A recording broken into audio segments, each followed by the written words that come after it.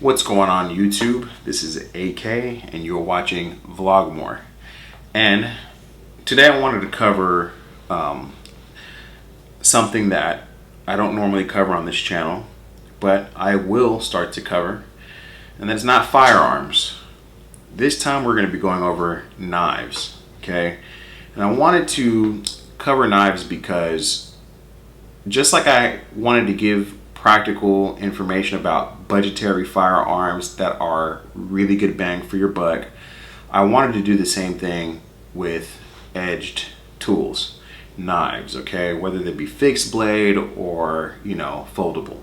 So today I want to go over the Gerber Freeman. All right, this is the first knife that I want to cover on this channel, okay, because it's the most plain Jane generic of all the knives that I own. Okay, it is a good knife. All right, so just understand that it's a very good knife, but it's very just to the point, bland in a way, just very, again, generic, plain Jane. So I'll go over all the good things about the knife first and what I would suggest it for, and then the things that I don't like about it. So first and foremost, price. You can get this knife for about 20 to 25 bucks.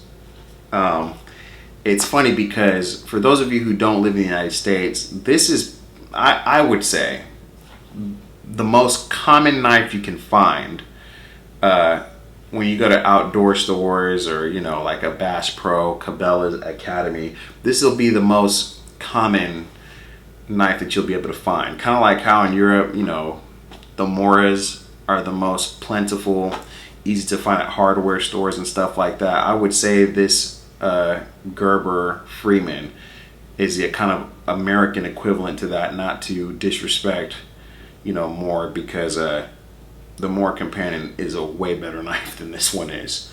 But I would just say, as far as like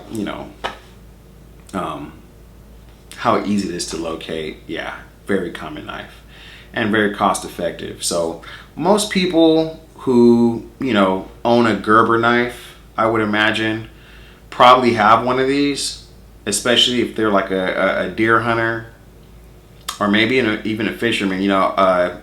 My dad and I, we like to go deep sea fishing whenever we get a chance, and I did get one of these for him to take, really to saltwater fish. I wouldn't say that this is designed for that, but he seems like he likes the knife. It's been holding up well so far. It's just like a just in case type knife to keep on your your belt.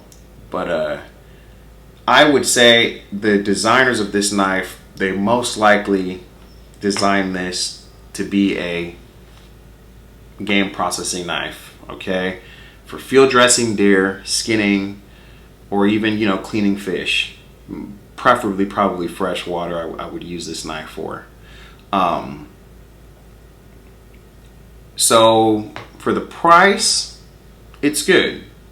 If you're in the market for a straightforward field dressing knife that's good quality, I think the Gerber Freeman is a very good knife for that. I love the handle.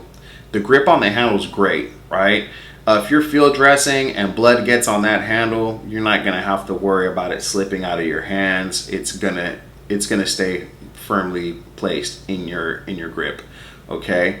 I bought the one with the orange handle because I am a firm believer in anything recreational that you're doing outdoors, whether it be hiking, fishing, hunting, camping. You want your knives or tools, whether it be hatchets or saws, to be easily identifiable if you were to drop it, especially in low light conditions. So of course most people are going to be able to locate this with the black handle or the olive drab handle, but they do make, as you can see, the orange handled version. That's the version I prefer. So if I do drop it, I can locate it real fast, okay? But yeah, great handle. It's got like, you know, a bunch of grooves within the finger, you know, grooves that, you know, give you a good grip on the knife. You know, the spine, it's not very thick, as you can see, not very thick at all. And I think that now goes towards, you know, the criticisms I have of this knife, right?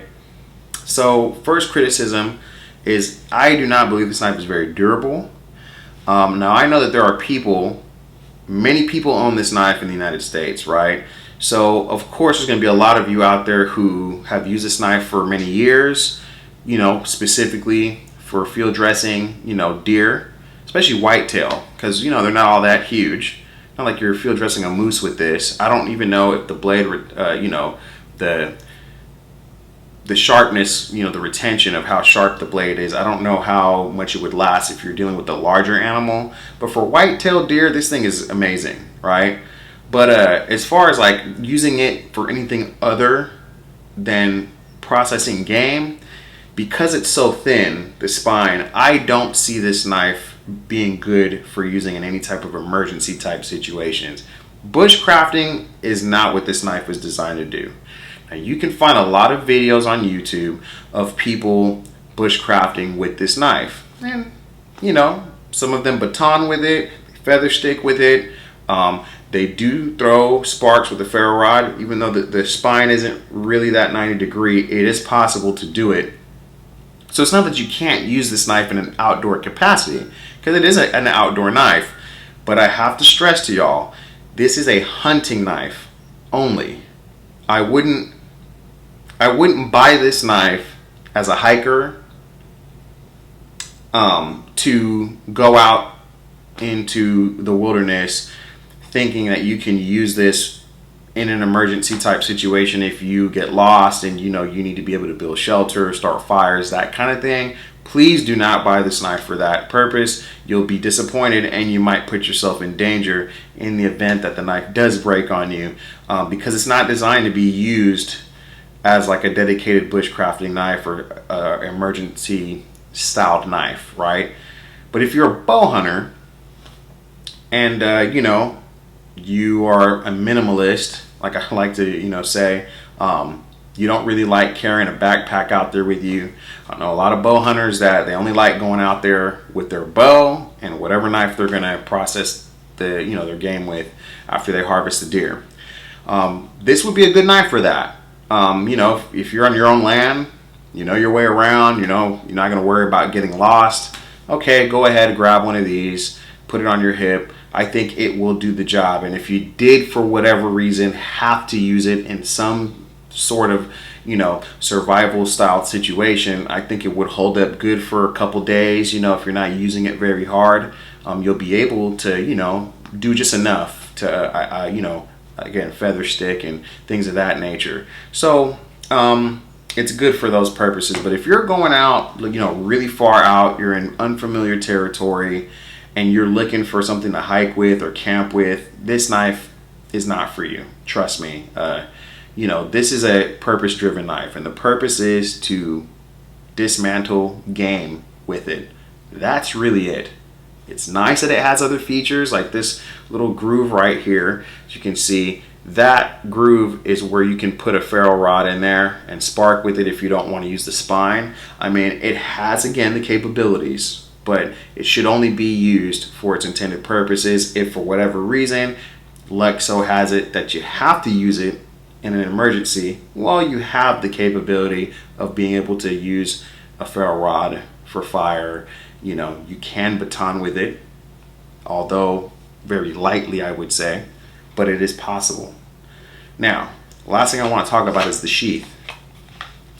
Now, I will say this. A lot of people complain about this sheath. They say they hate it, they don't like it, it's the worst sheath they've ever encountered. I do not feel that way, okay? What they don't like about it is it wiggles, right? They don't feel like it's very secure in here, but it is. The button's secure, it's a good sheath. it's durable, it's gonna last you. That's the whole purpose of this thing. That's what you want it for. So I'm not gonna complain about the sheath at all. You know, the only weakness I could see is this belt loop here maybe coming loose after being out in the wilderness for however long. But again, if you're using this for skinning game, like I said, medium to small game, this knife will last you many, many years. If you're not using this for any type of survival, you know, uses, you'll be just fine. Again, if you want to watch other videos on YouTube where they're actually using this thing for outdoor use, it gives you an extra, I guess, comfort to know that you can use it in that capacity. But yeah, I would not recommend this for any type of bushcrafting, survival use, and or, you know, like salt water, like, you know, use where it's in the water all the time and you're not really taking care of it. I wouldn't suggest that.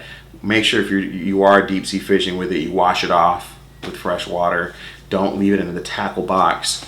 You know, it probably will accumulate rust, the type of finish that it is. So yeah, just make sure that you take care of it.